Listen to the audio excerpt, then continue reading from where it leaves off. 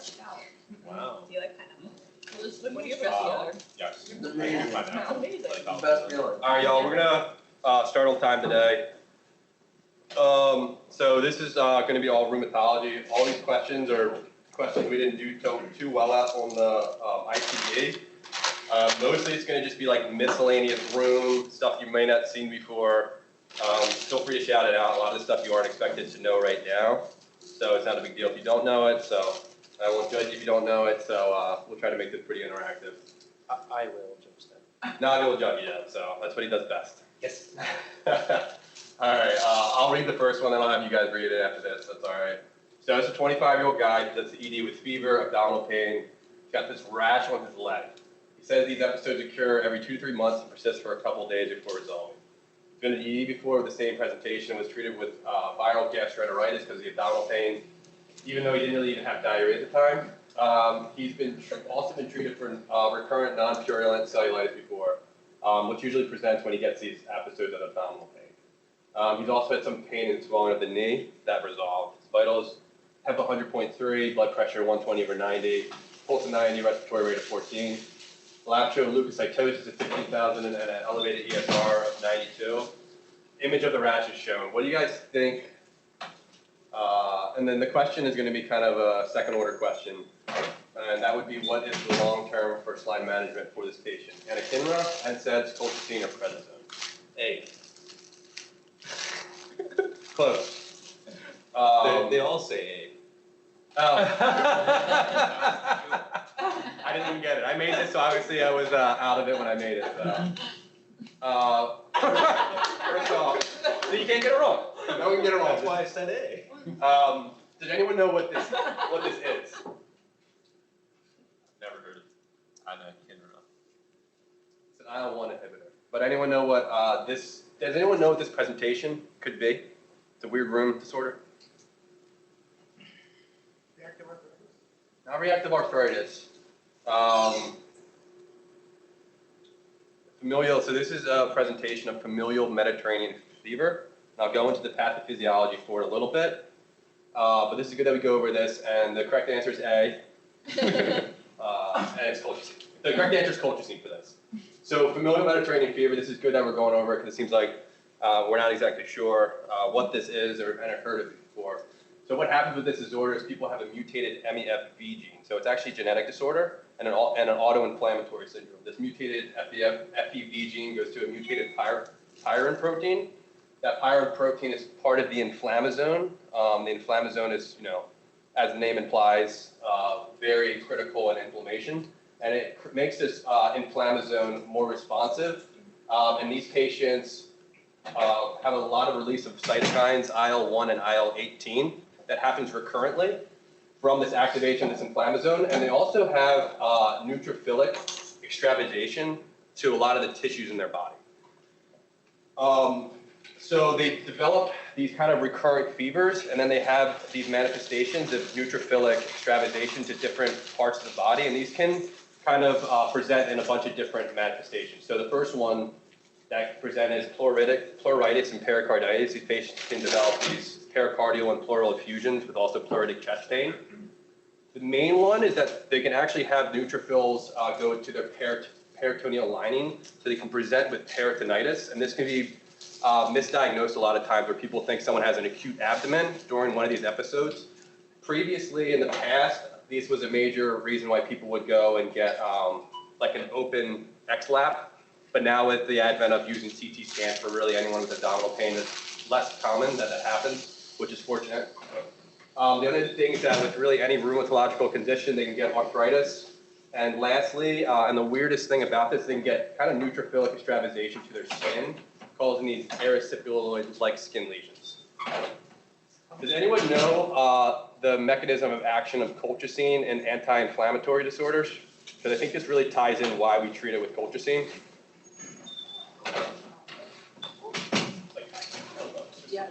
Yes. So it causes microtubular disruption. That microtubular disruption then actually decreases neutrophilic activation and specifically decreases neutrophilic extravasation into tissues. So colchicine and also Dapso is not as used much here, are really anti-neutrophilic, anti-inflammatory drugs. The reason why is that they decrease that neutrophilic migration into tissues by disrupting microtubular dysfunction in the neutrophil itself. So, which is why it's really treated for this disorder. All right, so that is familial Mediterranean fever. I remember it as pyrin paper. So Pyrin paper? Yeah, so pyrin is the protein, and so it's peritonitis, arthritis, pleuritis, and erythroid rash. Paper. Pyrin Nice. paper. I almost put it up like Almost that. did, yeah. I was like, oh, they just. All right, pyrin paper. That's the Mnemonic. mnemonic.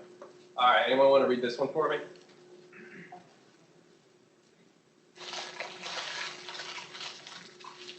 Got a doozy. 48-year-old female, evaluated for 2 to 3 months history of worsening shortness of breath, wheezing, and non-productive cough and ear pain. She also reports intermittent pain and swelling in the wrists and knees for about the past 6 months. I was treated for gout without an arthrocentesis. She had scleritis in the left eye 1 month ago that improved with steroid drops. Medications are prednisolone, acetate, ophthalmic, and ibuprofen is needed for joint pain. On physical exam, vital signs are normal, skin and sclera are normal, hearing is normal. On lung auscultation, wheezing is heard in both lung fields, no crackles or rubs. Swelling of the wrists and knees is present. The ear findings are shown.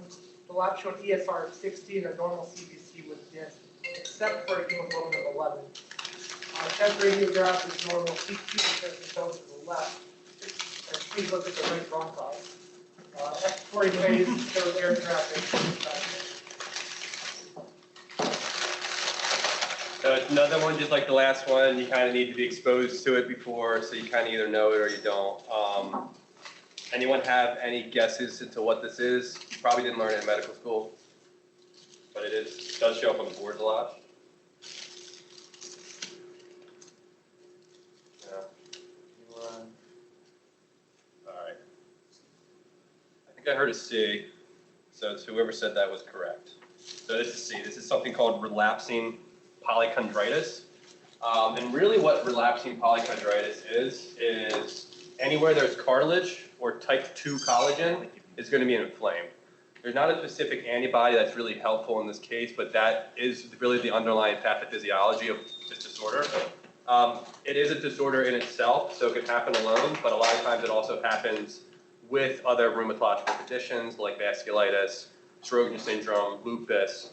Really any of the rheumatological conditions can have this occur as part of that manifestation. So places where there's type 2 collagen are the places where this is going to occur. So major one is going to be the ear. So they'll get these, and this is really going to be the biggest clue for this question, is they're going to get this inflammation of the auricle. You can see here with this kind of violaceous hue, and then you saw in the last picture, there's collagen type 2 in the eye, so they can get episcleritis, scleritis, they can get pretty severe manifestations with that. There is collagen in the nose, so they can kind of come in with like crusting the nose, epistaxis, inflammation. Over a long period of time with breakdown of that collagen, they can get a saddle nose deformity, what you see right here. Obviously, like Wegener's would be on the differential here. And then with any other rheumatological condition, they can get arthritis.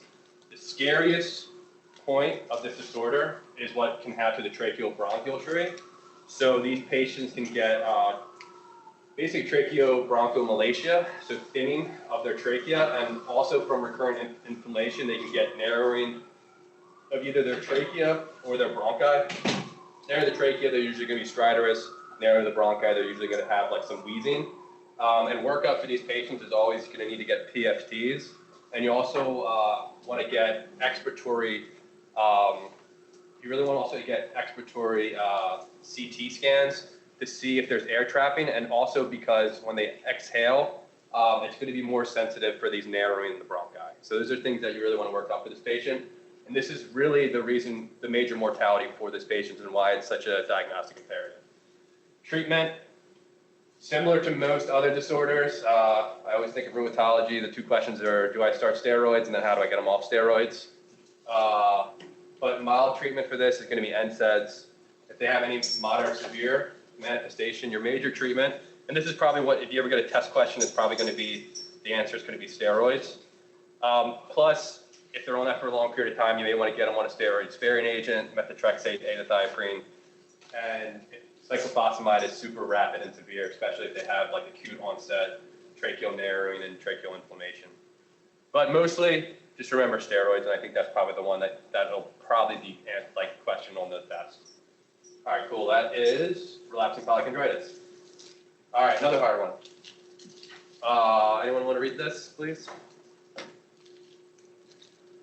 A 58-year-old male is evaluated for 3 months, slowly progressive proptosis, left greater than right, and enlargement of the glands under his jaw. Vital signs are normal, and proptosis of the left eye is noted without any change in the sclera or conjunctiva. He also has enlargement of his parotid and submandibular glands and an enlarged lymph node at the angle of the jaw. Lab with normal CMP, CBC, ANA, and UA. MRI of the head and orbits demonstrates a homogeneous, enhancing mass behind the left eye. An enlargement of the parotid and submandibular glands. Biopsy of the ocular mass demonstrates a lymphoplasmacytic infiltrate with storiform fibrosis, obliterative phlebitis, rare neutrophils, some eosinophils, and no granulomas. A monoclonal population of cells is not identified. What is the most likely diagnosis? A. Sjogren's syndrome, B. IgG4 disease, C. Behçet syndrome, and D. sarcoidosis. I'll read through a little bit.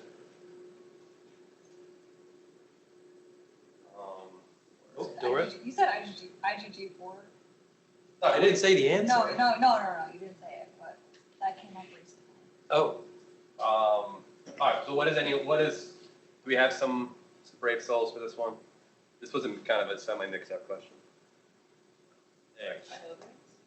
So Sjogren's definitely on the differential. The only thing here that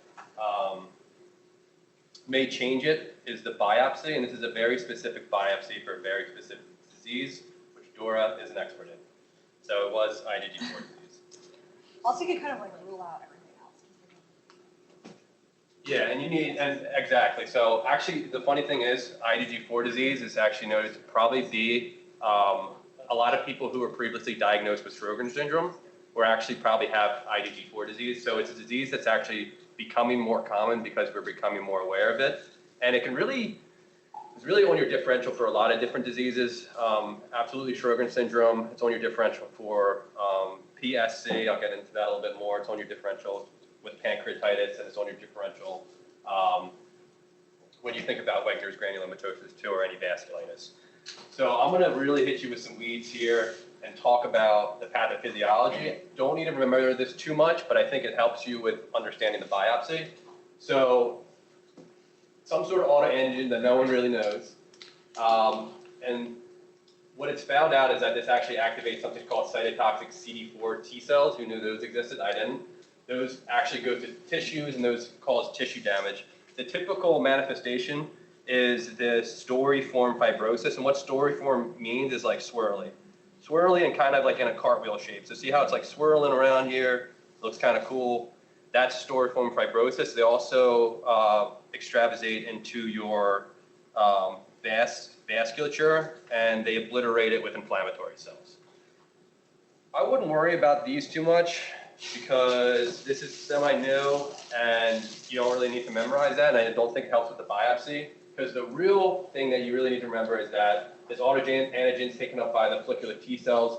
They're brought to the lymph nodes, and then that subsequently stimulates these IgG4 plasma cells.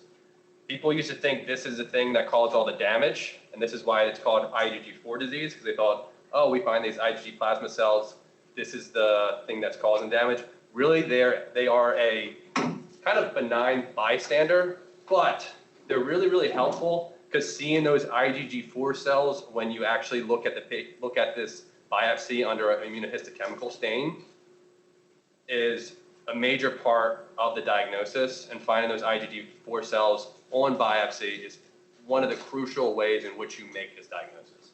So just kind of think of IgG4 plasma cells and think of them infiltrating into the tissues, and that's going to be a major thing that you'll see on biopsy in a major way that you prove it. So what kind of things, what kind of manifestations does this have? So it's a very multi-system disorder.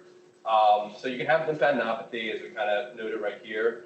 You have IgG4 ophthalmic disease, where these T cells and B cells infiltrate into the eyes. They can cause myositis and they can cause inflammation of the lacrimal gland with proptosis. They can go to the salivary gland. Here's the submandibular. They can also go to the parotid, causing enlargement there. They can call, they're a cause of aortitis, inflammation of the aorta. They are another reason why you can get a sclerosing cholangitis, and it can look exactly like primary sclerosing cholangitis. The major difference is this is treatable where PSC is not that treatable. So it is something that you want to have consider in your diagnosis. Major manifestation is autoimmune pancreatitis, infiltration of the pancreas, causes this inflammation of the pancreas and kind of looks sausage-like. And then another one, acute interstitial nephritis. So these patients can come in, they can have some white blood cells in their UA. They can have, it can even sometimes show up on a CT scan with showing inflammation of the kidneys. So these are the major manifestations of it, and it's diagnosed with a biopsy. Treatment for it, majorly, is going to be steroids, plus minus rituximab, depending on severity. So that is IgG4 disease. All right, another one, another random one. I'll do this one for you guys. 3-year-old woman hospitalized for left-sided pleuritic chest pain, dyspnea that began 1 day ago. 4 weeks ago, she began to experience fever once or twice a day, pharyngitis, intermittent rash on the trunk and proximal extremities that occurs with the fever, severe joint pain, and myalgia. She gave birth 10 weeks ago to a healthy infant.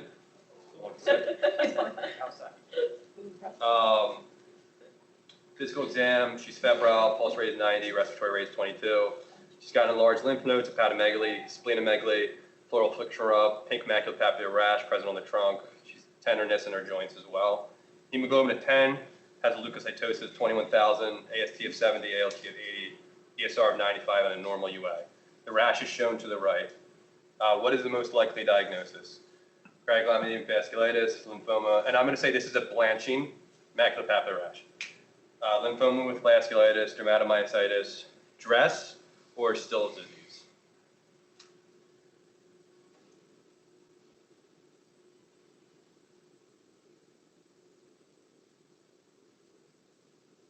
Any thoughts? The intermittent rash. Go with you. Answer my question. Yeah, it's intermittent, and all the rashes always happens with these episodes. Stills, yes, it's a Still's disease. Good, this was on that IT, I think. So this is Still's disease. So what Still's disease is, the pathophysiology, and I'm going to keep doing pathophys because it's how I remember rheumatological diseases. But this one, we're not really sure what happens. But there is they know that there's really bad inflammation, so elevation of IL-1 and elevation of IL-6. So if you guys go back to like step 1, when you have to memorize what cytokines do, is just remember IL-1 is a pyrogen, so it really increases fevers. And IL-6 is a pyrogen, but also increases your acute phase reactants, things like ferritin, right? So what happens with these manifestations is that these patients get these quotidian or daily fever that have really high elevations of their ESR, CRP. They have leukocytosis from all this inflammation, and they have a very marked elevation of ferritin, something you always need to consider checking if this is ever on your differential. Manifestation systemically is this typical salmon-colored rash that happens during these fevers, during this inflammatory response. They can get pharyngitis, they can get elevation of AST, ALTs, their alk-phos, and they can get splenomegaly as well. One of the things that you really need to watch out for with this disease, so say a patient with Still's disease comes in, they have Still's disease, and they come in with really severe pancytopenia and elevated triglycerides, what would you be worried about?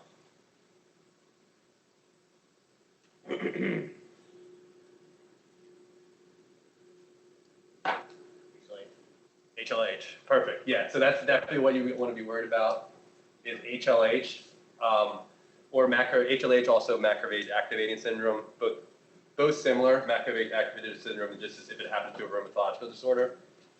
These macrophages get so activated, they just start eating up all your cells. So they start eating up your leukocytes, they eat up your platelets. These patients come in with pancytopenia and high triglycerides. It's actually kind of hard to tell the difference just with a Still's disease,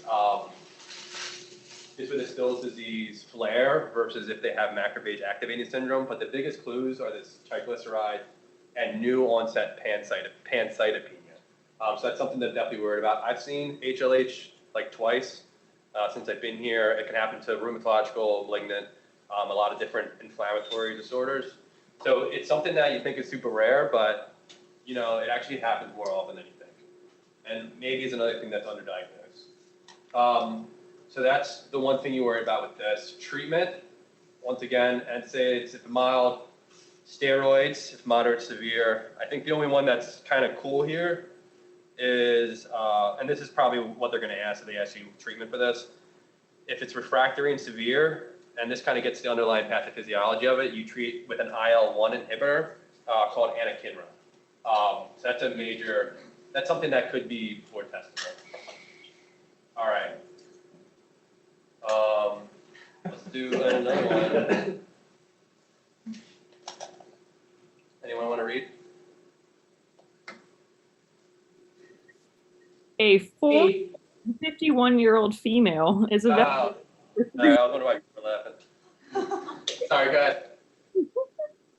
ahead. 3 weeks of intermittent fever with blanching of the second and third right fingertips with cold exposure, cracking and peeling of the skin on the sides of the second digits and palms, and pain and swelling of her PIPs bilaterally. On physical exam, temperature is 100.4 degrees Fahrenheit.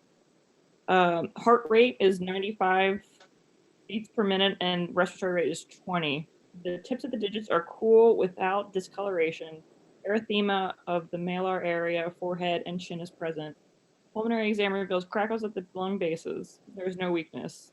Labs with CK of 250, a positive ANA of 1 to 640, negative double-stranded DNA, negative Smith, positive anti-Jo1.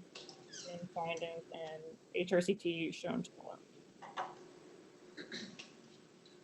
All right, so what is the most likely diagnosis? Mixed connective tissue disease, lupus, systemic sclerosis, or anti-synthetase syndrome? So maybe let's go with a raise of hands this time. Who thinks this is A? All right, who thinks this is B? Who thinks this is C? C's, and who thinks this is D? All right, nice, this is D. So this is something called anti-synthetase syndrome. And big clues to this diagnosis was this positivity of the anti-Jo1. Anyone know what this is called? Skin finding in these patients? All right, so we'll go into it. So we're going to go quickly into polymyositis and dermatomyositis. So both of these kind of will present with elevated CK proximyopathy. Most of them will not have pain, which is kind of helps you on the differential diagnosis of a myositis. Pathophys for PM is that they have these CD8 T cells infiltration that are specifically targeted against muscles. And the way that helps me remember PM is that PM versus DM, so polymyositis versus dermatomyositis, is less likely to have systemic manifestations. But it still can. It has sometimes arthritis that occurs with it, dysphagia because of muscular weakness, or something to be very concerned about. And less commonly with polymyositis and dermatomyositis, these patients can get ILD as well, which was kind of denoted in this presentation. So DM is a little bit different, and this is vascular inflammation, usually more secondary to CD4 cells. So maybe isn't the correct way to remember it, but I always think about, you know, the CD8 cells for PM are very much in the muscle cells. So they have they're very tropic for just muscular inflammation. So there's less likely to have other systemic manifestations. Where DM, this inflammation is really in the blood vessels. So it affects the muscles, but it also affects other places as well. Specifically the skin, and it's more likely to cause ILD too. So what are does anyone know some of the skin manifestations of dermatomyositis? Heliotrope rash. Yeah, heliotrope rash, so absolutely a rash kind of around the eyes. That's violaceous, and they can also have a little bit of edema under the eyes. So that's absolutely one of them. Gottron's papules. Yeah, absolutely. So Gottron's papules, that's going to be this kind of violaceous papular rash. It's going to be over your joints. So VIP, PIPs as well. There's also Gottron's sign, which is the same similar rash, but over knees, elbows, most of your extensor joints. So those are two. How about, there's two signs where one of them's a photosensitive rash on the front and one of them's a photosensitive rash on the back. Does anyone know what those are called? Shawl signs. So shawl signs on the back, and which one's on the front? Kind of like a shirt. What is that? Type of shirt. He's wearing one now. Yeah. This type of shirt? Yeah, V sign. Yeah, so photosensitive rash that almost looks like someone's wearing a V-neck. We went through heliotrope rash. We went through, oh, and this is what happened in this case, mechanic's hand. So this is kind of this scaling capillary rash that's over the fingers. It can look kind of gritty, almost like someone who's been working on a car or a mechanic. That's another clue for this diagnosis. The last one we talked about was shawl sign. Shawl over the back, V sign over the front. So antibodies that are positive here, there's a few. I think the biggest one you'll probably need to remember is your Yo1, also known as anti-synthetase antibodies. Your ANA is a lot of times positive in this as well, and so if you're considering the differential, this could be your initial workup. Specifically, this is the anti-synthetase syndrome, which is present here, is a subtype of these inflammatory myositis, where they have a positive Yo1, and they have more rapid progressive disease with fever, Raynaud, mechanic's hand, and the thing that you really worry about is ILD, which this patient had with those crackles on exams. Other ones to think about, other antibodies aren't as testable, but you will work up if you have a patient in the hospital where you think you could have a myositis, is anti-SRP. This is usually, I had one patient with this my second year, and they had very severe refractory myositis that wasn't really responsive to treatment. MI2 is another one, relatively acute, but more responsive to treatment. And then one that's pretty new and people really like bringing up a lot is this MDA5. And they like bringing this up a lot because it was recently discovered, but it's also a very severe subtype of patients with myositis. It usually, because medicine's very unfair, more presents with amyopathic dermatomyositis, which is someone who has the dermatological manifestations, but actually has a normal CK. It's more likely to be secondary to a malignancy, and it's more likely to have this really, really rapid interstitial lung disease that's like superly rapidly progressive, so you need to be very aggressive with treatment of this. I won't go over too much, but there's obviously a connection with dermatomyositis with malignancy.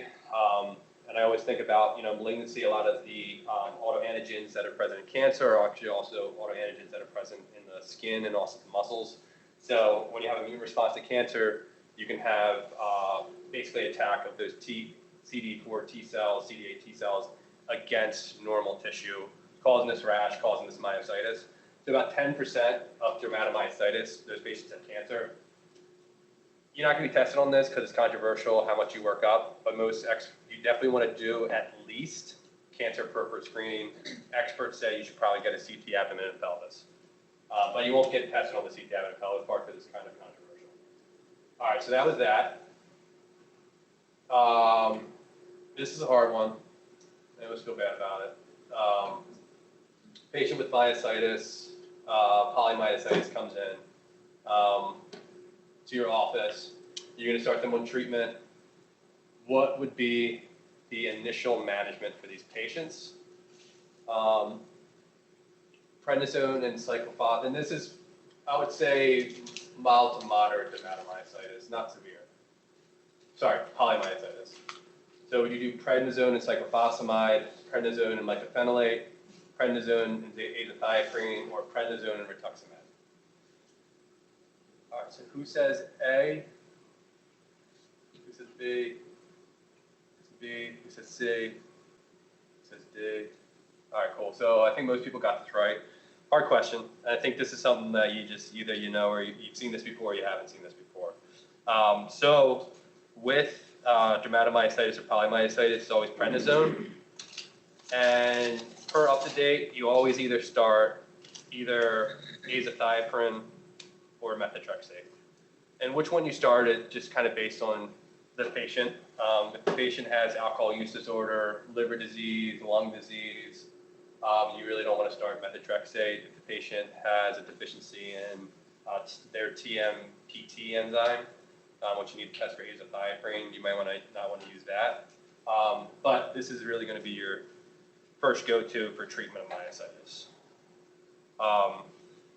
They won't test you whether you do prednisone plus one of these or prednisone by itself because it kind of varies depending on the patient. But UpToDate at least says always start a steroid-sparing agent with prednisone when you treat for myositis. All right, this is another question I got online. Does anyone want to read this one?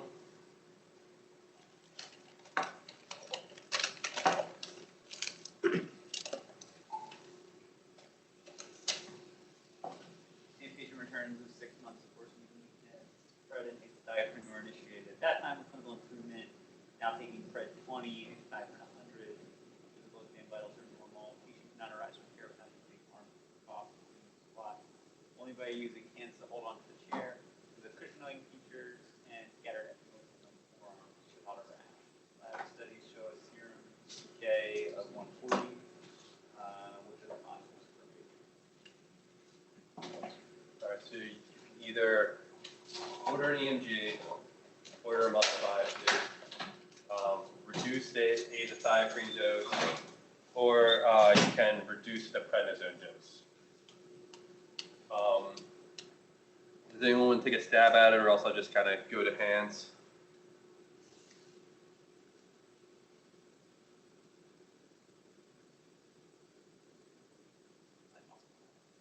Have gotten better with your treatment. And that's like reducing, unless it's steroid. So it's I think when I did this question I put big, and I was thinking like you're saying, yeah, but it's exactly. So the CK, yeah, exactly. So I like this question because it kind of gets into some of the manifestations of long-term prednisone. So the hint in this one is the patient has cushingoid features, scattered ecchymoses. They have what looks to be probably Cushing's disease or secondary Cushing's, secondary to being on chronic prednisone. And their CK is 160, so it's actually not abnormal. These patients, and I think this gets to a lot of rheumatology where a lot of the point for outpatient rheumatology is getting patients off of steroids, right? Steroids have a ton of manifestations. They give you high cholesterol, hyperlipidemia, diabetes, osteopenia, osteoporosis, skin thinning, obesity. I mean, they're just very, over the long term, they're very toxic medications. And this is a patient who most likely is on too high of a prednisone dose and got prednisone or steroid-induced myopathy. At least for this one, the muscle biopsy, this would probably be something you would do if it did not respond to reducing the steroid dose, because you really want to see, is this patient getting worse because their polymyositis is worse, or are they getting worse because they're on too much prednisone? And it also gets to the point where you always got to think about other causes of myopathy when you're thinking about polymyositis as well. Thyroid disease, Cushing's disease, drugs, especially like torvastatin, colchicine, fibrates, things like that. So hard question. I didn't make this question up, because I wouldn't make it that hard. All right, one more. Can anyone read this one for me? 65-year-old male is evaluated for a 1.5-year history of weakness with progressive worsening falls and difficulty with writing. He reports no muscle cramping. On physical exam, vital signs are normal. There's no rash. There's symmetric weakness of the forearm and thigh muscles. Reduced grip strength and reduced wrist and finger flexion are noted. Reflexes are normal. There's atrophy of the muscles of the forearms, quads, and interosseous muscles of the right hand greater than the left. Lab shows serum creatinine kinase level of 1150, a normal TSH, negative anti-Yo1, and ANA of 1 to 20. Electromyogram and nerve conduction studies show myopathic changes in the proximal and distal muscles of the extremities. What is the most likely diagnosis? I'll do this one. I'll give it maybe 10 seconds, and then we'll put it to the crowd if anyone wants to take a stab.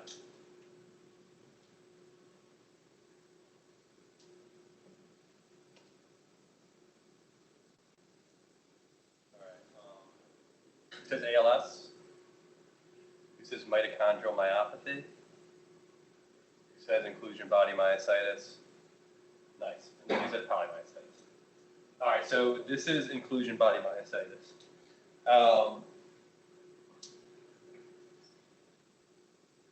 Some people who raised their hands, were there any hints here for you that this was inclusion body myositis?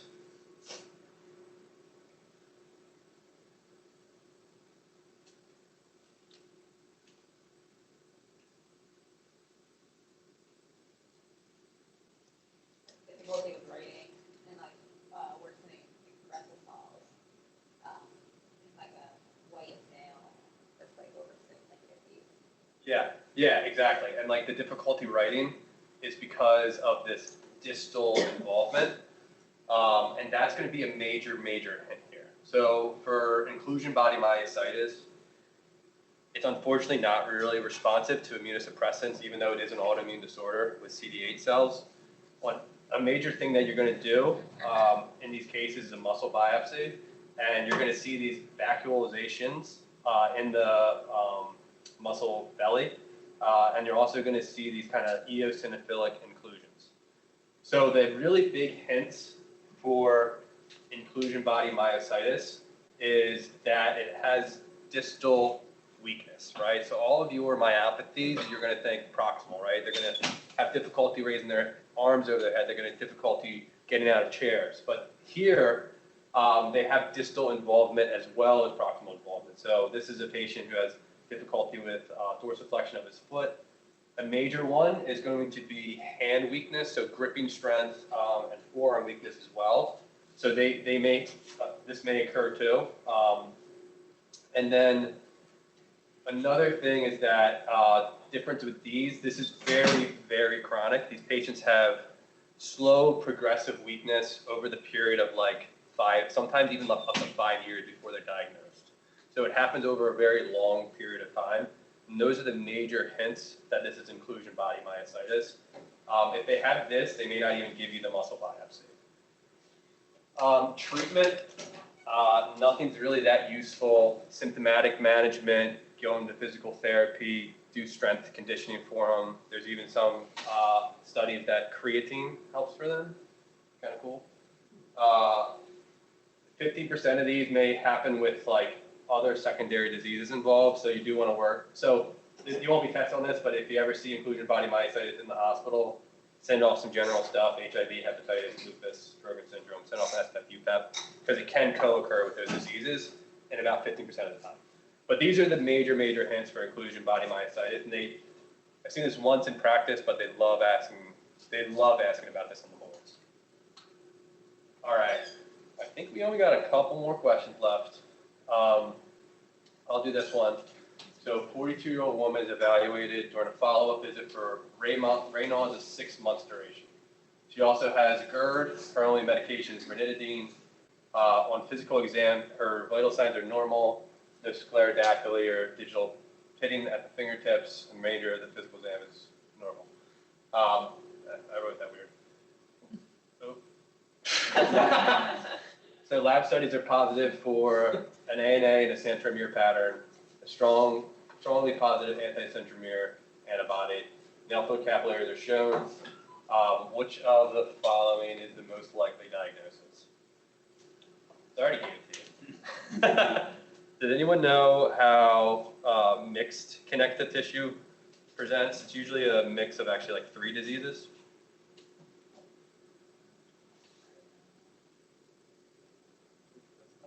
Yeah, lupus is one. Not Sjögren's. Lupus, scleroderma, and the one we just went over, polymyositis. So that's the 3 diseases that commonly that it kind of looks like with mixed connective tissue disease. Another thing that is helpful is they usually have really bad Raynaud's and super puffy hands and arthritis as well. They don't usually have the lung and renal manifestations of lupus, which can also be helpful. And does anyone know the antibody for that? Yeah, you want RNP. Yeah, absolutely. All right. I had to switch it up since we already gave the answer to this. Did anyone tell me why, what clues you in that this is limited systemic sclerosis?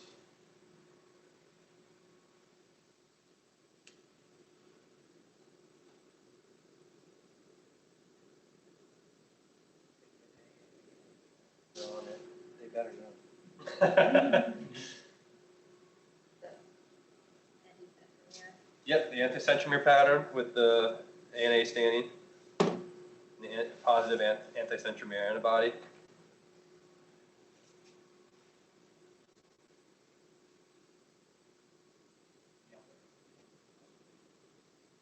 That, the nail changes are very specific.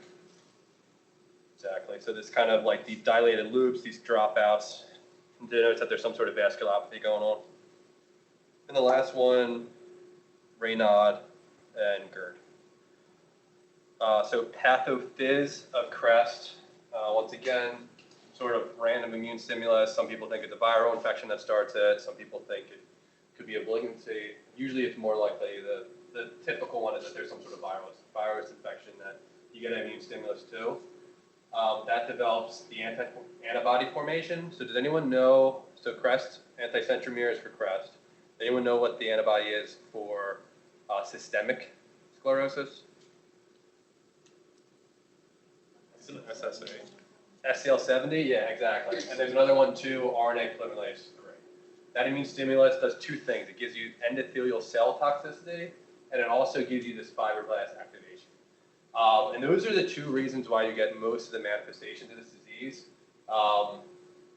Endothelial cell toxicity gives you vasculopathy, which causes some of the manifestations I'll go into. And the fibroblast activation gives you sclerosis. And basically, with CREST, it's usually limited to certain areas. With systemic sclerosis, they can get sclerosis basically in every single organ system. So just going through CREST, does anyone know what the C stands for? Calcinosis cutis. The R. Raynaud's, the E. Esophageal. The S. Sclerodactyly. And the T. Telangiectasias. And specifically these little mat telangiectasias. So they're different than patients that has like spider angiomas with liver disease because they're very square. So they call them mat telangiectasia, and that can be a clue. They're like square, they're like a mat. Does anyone know what these patients usually die from if they die from their disease?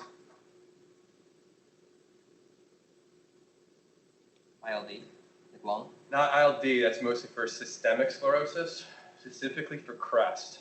It's a vasculopathy. Maybe they come in and they're having worsening shortness of breath. They have a loud P2. You hear some tricuspid regurgitation. Pulmonary hypertension. Yeah, perfect. Pulmonary hypertension. This is actually, their pulmonary hypertension affects CREST just as much as it affects systemic sclerosis, sometimes even more. And this is the reason why there's mortality associated with disease. These patients need a screening echocardiogram like every year to make sure that you're looking out for this. And actually the severity and the duration of their Raynaud's, which is another thing that's a vasculopathy, actually predicts whether, and there's association with whether they're going to get pulmonary hypertension. So that's definitely the thing that you can get concerned about the most. All right, let's do this one. Anyone want to read this one for me?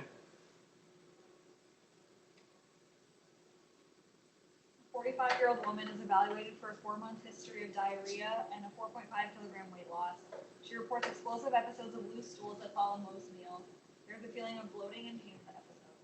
She has a 10-year history of diffuse cutaneous systemic sclerosis, complicated by Raynaud phenomenon, with occasional digital ulceration and and GERD. Her only medication is omeprazole. On physical examination, vital signs are normal. BMI is 21. Skin changes associated with systemic sclerosis involve the arms, forearms, and hands. The abdominal exam reveals active and loud bowel sounds, but is otherwise unremarkable. What is the following most likely? All right, the answers are carcinoid, chronic mesenteric ischemia, irritable bowel syndrome, or small intestinal bacterial overgrowth. If anyone want to take a shot at this one.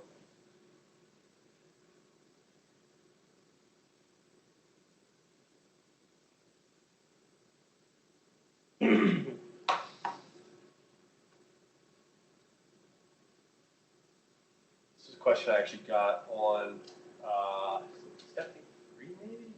Forget. We get it on the real thing? We might- I think we might got have. it on the real thing. Yeah, they love testing this. They really do like this one. So who says A? Who says B? Who says C? And who says D? All right, so D. D is the correct answer. Yeah, this is a pretty commonly tested question for systemic sclerosis. So what kind of things happen with systemic sclerosis? Just think about it. It's all the things in CREST, but there's some other stuff. So CREST usually only gets sclerodactyly, which is fibrosis, sclerosis of the skin, just kind of in their hands. But once you start getting the systemic sclerosis, it goes all over the body. So it can go all the way up their arms. They can even get truncal sclerosis, so thickening of the skin on the chest as well. And then it can really affect any organ in the body. So these patients can get myocardial fibrosis and subsequent diastolic dysfunction and arrhythmias. They can get this is where they get the ILD, especially if they have that positive SDL70. That is a prognostic indicator that they're going to get significant ILD. They can get diffuse GI involvement. And the major things that happens here is that these patients get really, they get fibrosis and sclerosis of their gut lining, and that reduces their peristalsis. That reduction of peristalsis makes food sit in their GI tract for longer, and that puts them at risk for small intestinal bacterial overgrowth, which this patient had. And lastly, they can get a renal crisis, and that one antibody that you probably never heard of, RNA polymerase, you may never heard of it, RNA polymerase 3. It's in the Friday email. It is in the Friday email. That is the one that puts you at higher risk for getting renal crisis. So that's one you always want to test for. Does anyone know what medication you kind of want to avoid in these patients because it puts you at risk for sclerodermal renal crisis? And it's a medication we use all the time in rheumatological disorders.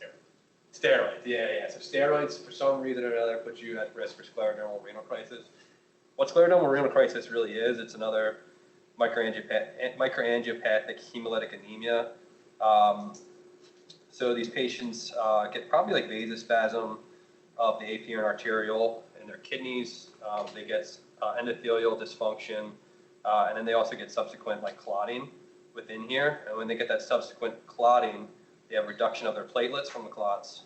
And then they also have, when the RBCs go through this narrower space, so they get broken up into schistocytes. The patient get anemia, and specifically hemolytic anemia with those schistocytes. So it's something to really look out for sclerodermal renal crisis, and used to be a major reason for mortality for these diseases, but we actually do have a relatively decent treatment for it now. All right, what do I have next? The one thing I would add about scleroderma that sometimes comes up in questions, but if you have, maybe I missed this, did you talk about skin thickening beyond the MCT? Yeah. Like it goes up, yeah. So it's exactly. I think Navi's alluding to the exact thing I was saying is it can go past the hands. Yeah. This, I guess you could say, it's highly sensitive if it doesn't for not being systemic sclerosis, but if it does go beyond the MCP, it is highly specific for systemic sclerosis. So if you have skin thickening beyond the MCP, it's essentially a diagnosis of systemic sclerosis. All right, we got one more question. So this is a patient had recent onset of dyspnea on exertion, cough. She has a history of diffuse cutaneous systemic sclerosis. She doesn't take any meds.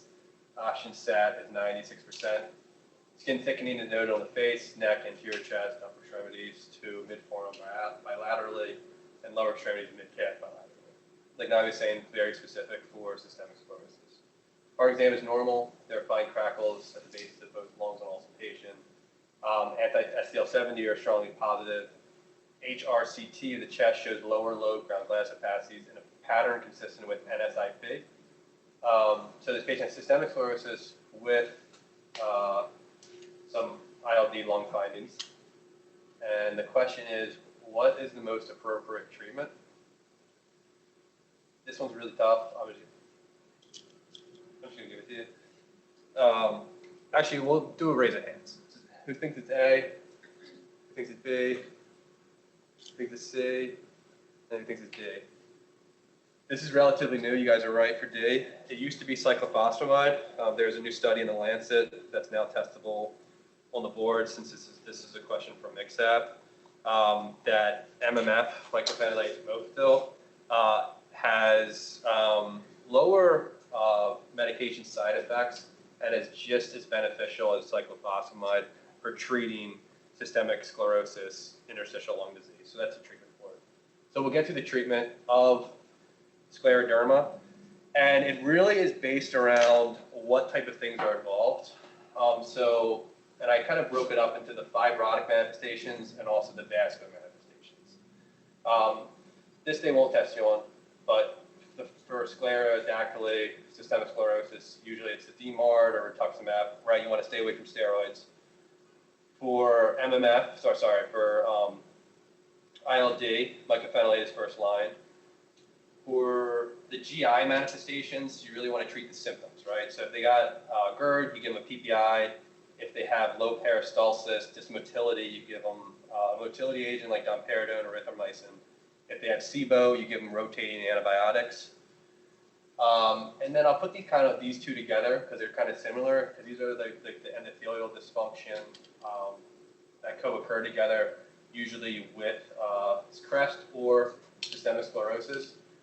First line for Raynaud's is cold avoidance, then you do calcium channel blockers. Also the first line for pulmonary hypertension, if you have positive vasoreactive testing.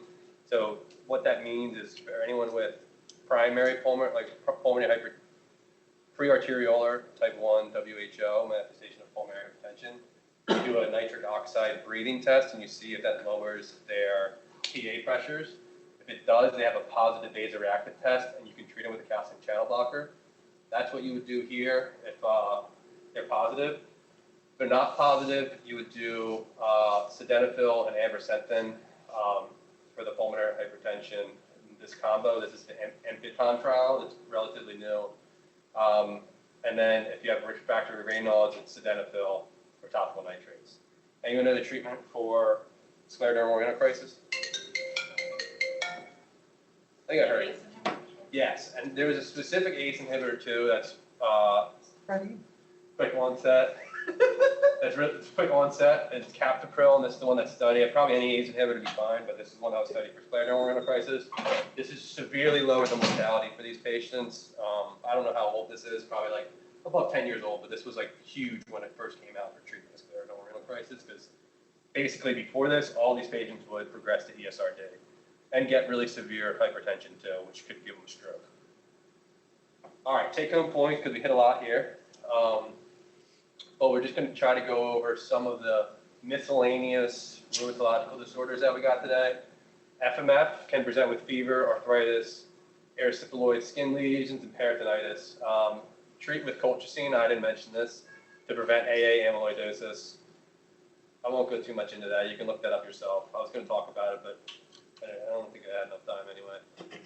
When you see inflammation of cartilaginous structures, things relapsing polychondritis. IgG4 can have a lot of different manifestations. It can involve the lacrimal, salivary glands. You can get pancreatitis, sclerosing cholangitis, acute interstitial nephritis. Antisynthetase syndrome is a subtype of inflammatory myositis. It's associated with the anti-Yo1. My bad, y'all. I get those mixed up a lot. Anti-Yo1 antibody, and it presents with fever, arthritis, mechanic hands, and ILD. Includes inclusion body myositis has a slow progression of weakness, involves distal muscles, and doesn't really have any good associated autoantibodies yet. This may change. The biopsy will have these eosinophilic inclusions and vacuoles, which can kind of help in the diagnosis. And lastly, for scleroderma, it has vasculopathic and sclerotic manifestations, which we went over. Management can cater to specific symptoms with immune suppression for skin thickening and ILD, symptomatic management for GI symptoms, captopril for hypertensive emergency, calcium channel blockers, first line, sildenafil second for Raynaud's, and then either calcium channel blockers or sildenafil for ambrisentan for pulmonary hypertension, based on the patient's vaso-reactive testing. All right, a lot of material, probably some good amount of new material for a lot of you, because this is not stuff that you learn in medical school. But does anyone have any questions?